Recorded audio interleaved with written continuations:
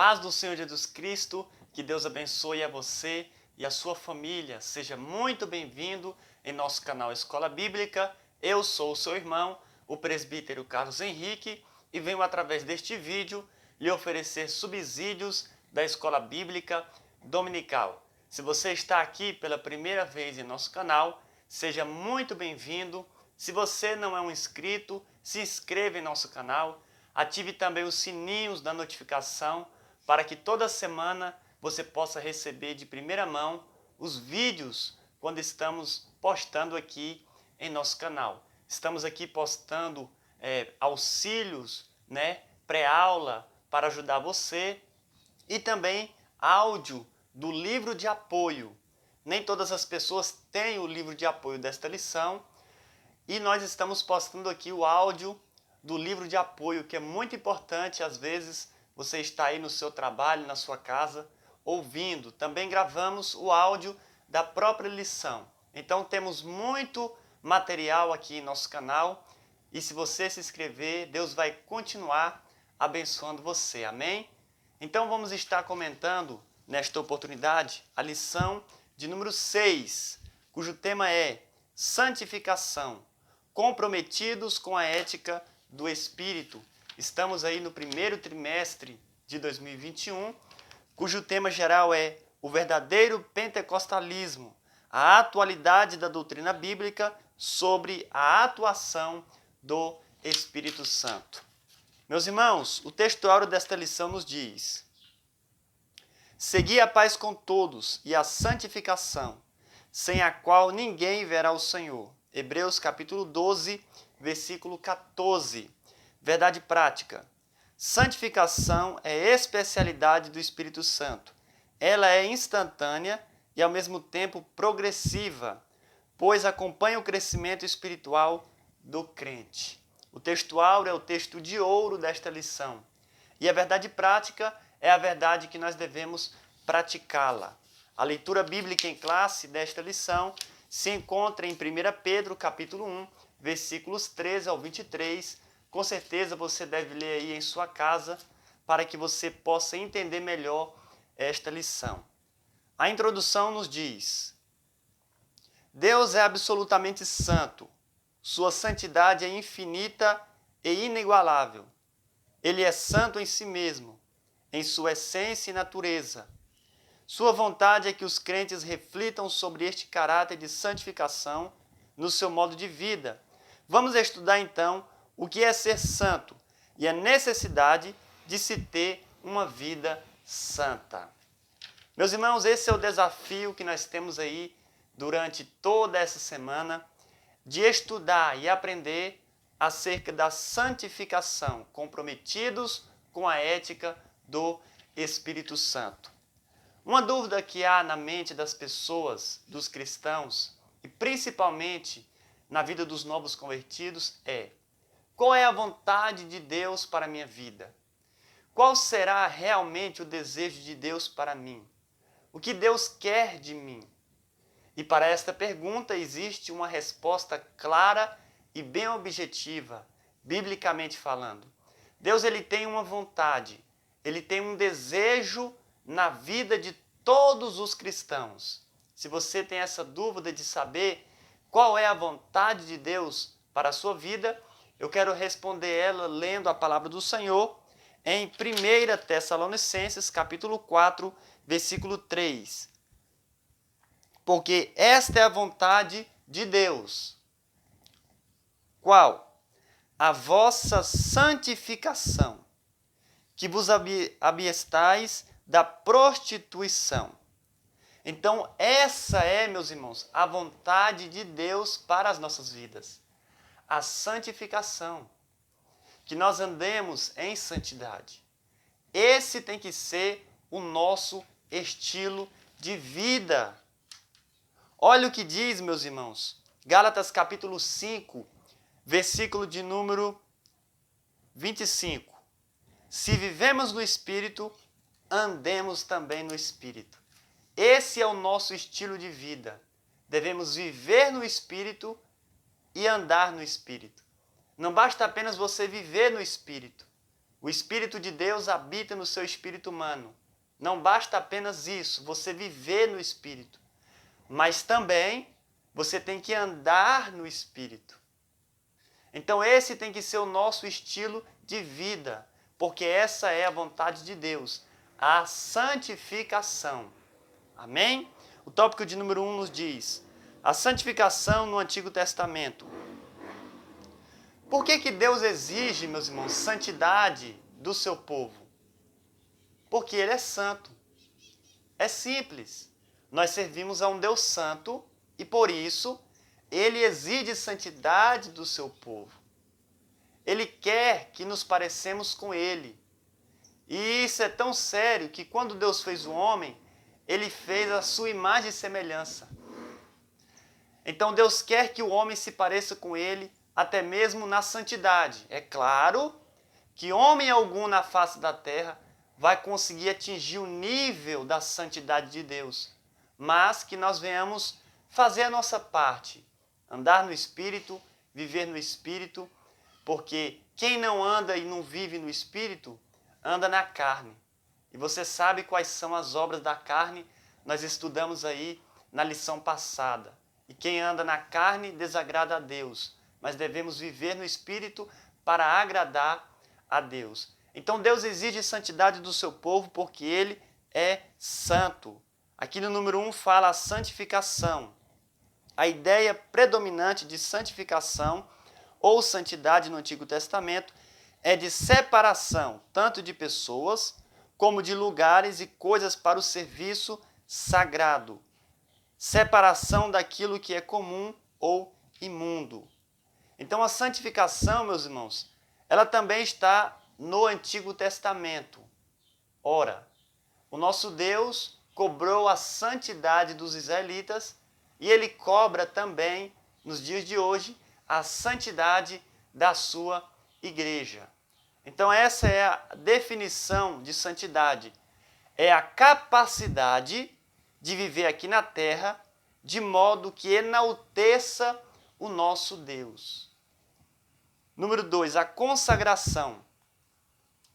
Consagração, meus irmãos, é dedicar-se ao serviço de Deus. Então há uma pequena diferença entre santificação e consagração.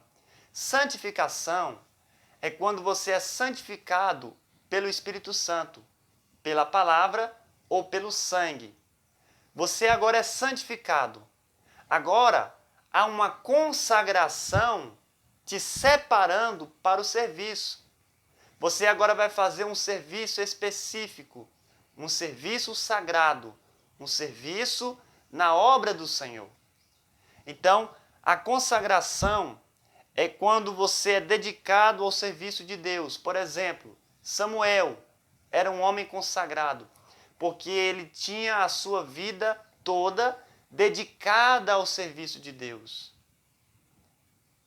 E isso pode ser pessoas, coisas ou possessões. A ideia de consagração não se refere apenas à pessoa. Aquela pessoa está separada para o serviço de Deus. Não é só para pessoas, também para coisas, como objetos, roupas. Por exemplo, a roupa dos sacerdotes eram consagradas, ou seja, eram roupas separadas para o serviço de Deus. E também lugares, como por exemplo a cidade de Jerusalém, que é uma cidade consagrada. Jacó mesmo, ele consagrou ali uma pedra e aquele local ali se tornou a casa de Deus. Foi um local consagrado quando ele derramou o azeite ali.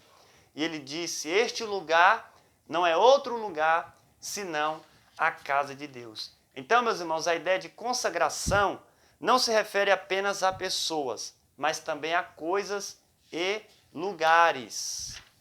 Número 2, purificação. Também as pessoas que se aproximam dele e se purificam de toda sorte de pecado e idolatria. Ou seja, agora você vai ser purificado. Para quê você vai ser purificado?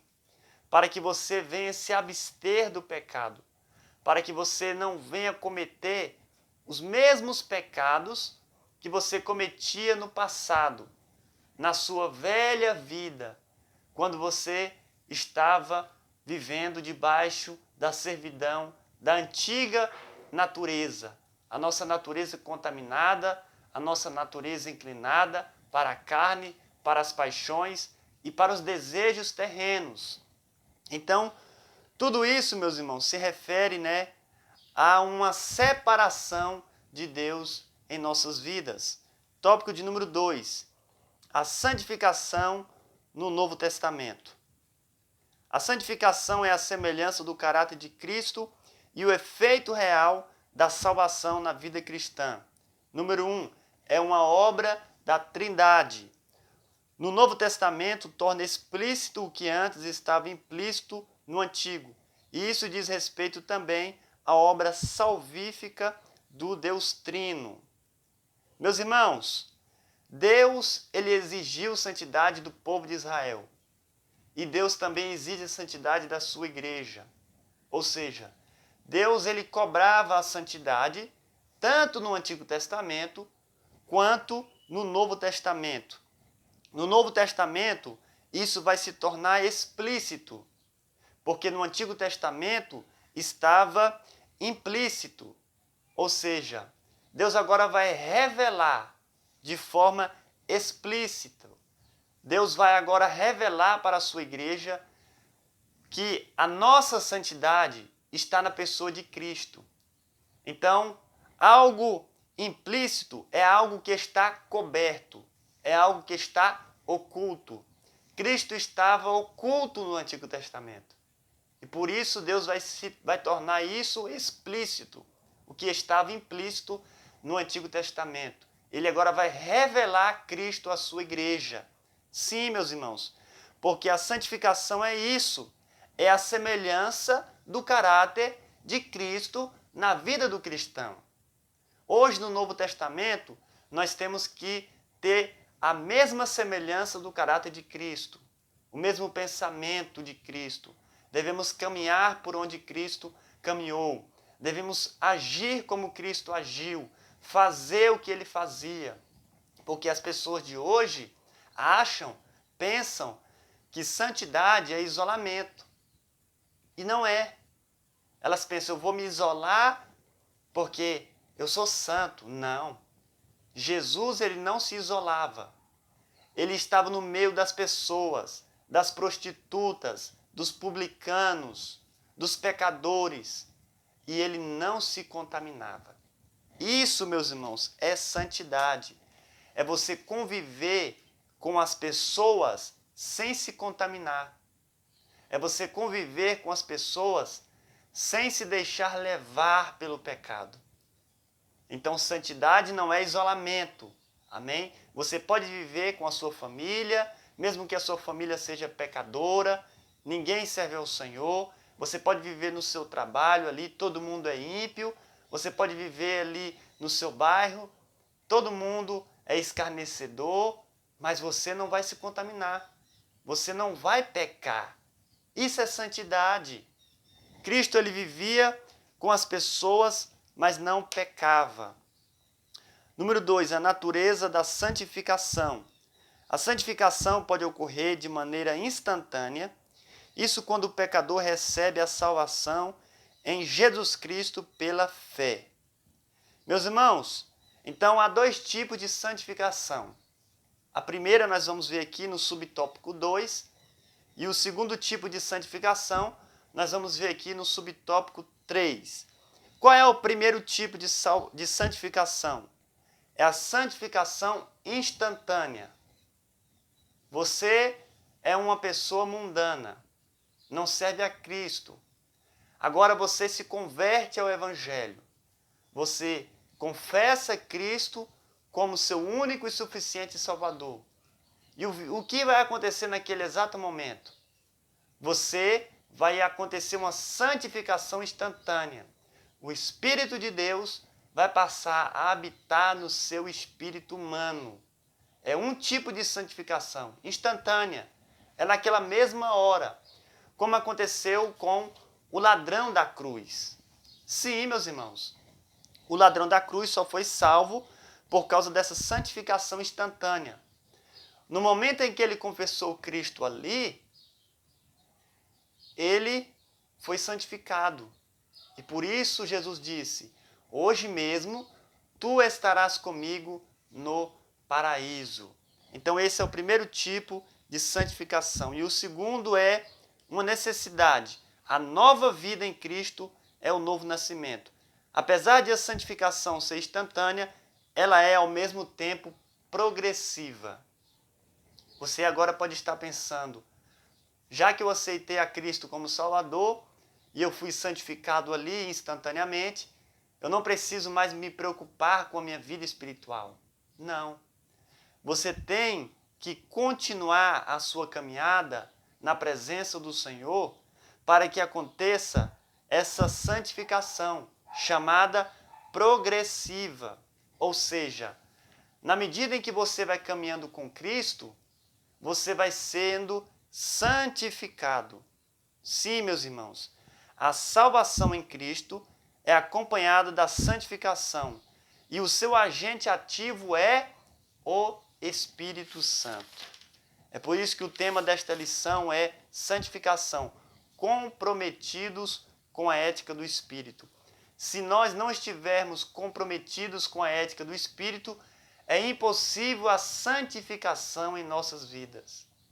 Um crente que só anda na carne, ele não é santificado. Um crente que só anda na carne, ele só faz os seus próprios desejos, ele não tem o seu eu crucificado. Mas o crente que vive e anda no Espírito, ele é santificado, porque o agente ativo da santificação é o Espírito Santo. Sim, meus irmãos, a santificação é o processo mediante o qual Deus está purificando o mundo e os seus habitantes. Tópico 3. A santificação aplicada ao crente. O Espírito Santo é a fonte de santidade e o Senhor o seu padrão. Todos os crentes desejam se parecer com Jesus e viver de maneira a agradar a Deus. A santificação do crente é obra do Deus Trino e Uno.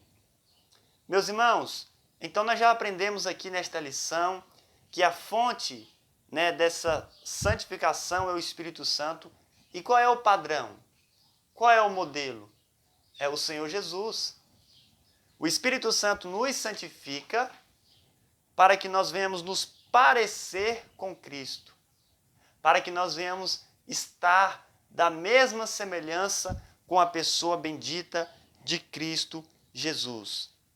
O número 1 vai falar a comunidade de Jesus. As epístolas no Novo Testamento visam fortalecer as igrejas e exortá-las a uma vida santa diante de Deus e da sociedade. Ou seja, para que nós devemos nos santificar? Para que nós venhamos estar vivendo bem com a sociedade. Não é que nós vamos ser agora amigos do mundo.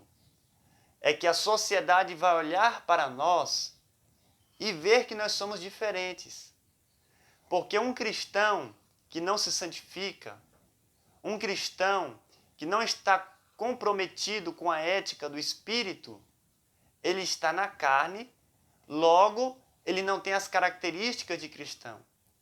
O mundo vai olhar para ele e não vai ver o brilho do Espírito em nós. Jesus ele fez ali aquele milagre transformando a água em vinho e deu para o mestre Sala experimentar, para ver se realmente aquela água tinha sido transformada em vinho. Jesus ele faz isso em nossas vidas. E o mestre Sala aqui representa a sociedade, que tem que experimentar e ver se verdadeiramente nós fomos transformados. Então tem que haver essa transformação em nossa vida. O crente tem que andar em santidade. Ele não pode falar qualquer coisa. Ele não pode ver qualquer coisa. Ele não pode nem ouvir. Às vezes nós temos que tampar os nossos ouvidos para ouvir certas coisas. Não é verdade? Então tudo isso se refere à santidade. A santidade engloba o nosso corpo, a nossa alma e o nosso espírito, ou seja, todo o nosso ser. Número 2, uma vida santificada. Meus irmãos, é muito importante a gente aprender, nesta lição por quem nós somos santificados. Primeiro, somos santificados pela palavra. João, capítulo 17, versículo 17. Mas esse cristão só vai ser santificado pela palavra se ele se submeter a ela. Não adianta nada você conhecer a palavra e não obedecer, não praticar, não viver. Porque até mesmo um ímpio conhece a palavra, mas ele não pratica e por isso ele não é santificado pela palavra. Ele não é liberto pela palavra. Então, o primeiro agente é a palavra. Devemos conhecer a palavra e viver ela, praticar, para que essa obra venha acontecer na nossa vida, a santificação. E também nós somos santificados, meus irmãos, pelo sangue. Hebreus, capítulo 9, versículo de número 12. Nem por sangue de bodes e bezerros, mas por seu próprio sangue, entrou uma vez no santuário, havendo efetuado uma eterna redenção. Aqui não se refere ao sangue de bodes ou de cordeiros. Aqui se refere ao sangue de Cristo Jesus, que foi derramado uma única vez para as nossas vidas. Ou seja, através do sangue também somos santificados e pelo Espírito Santo. 1 Pedro, capítulo 1, versículo de número 2. Então nós temos aí 3 agentes na vida do cristão pelo qual nós somos santificados: a palavra, o sangue de Cristo e o Espírito Santo. E finalizando, número 3, o que é ética? A ética é o estudo da conduta. O termo vem da palavra grega ethos, hábito, costume. Então, nós precisamos entender, não é verdade, o que significa a palavra ética, já que nós estamos aí comprometidos com a ética do Espírito. Ética é hábito, costume, conduta. Você tem um costume de fazer tal coisa. Você tem uma conduta diante da sociedade. Você tem aí o seu hábito, de fazer algo. E nós sabemos, biblicamente falando, qual é o costume do Espírito Santo. O seu nome já fala, Espírito Santo. Então, o hábito, a conduta do Espírito é santa. Então, a ética do Espírito é essa. Amém? A ética cristã é um estudo sistemático sobre os princípios e as práticas do que é certo e errado à luz das Escrituras Sagradas. Isso agrada a Deus e às pessoas, e por meio de nossa conduta, até os incrédulos glorificam a Deus.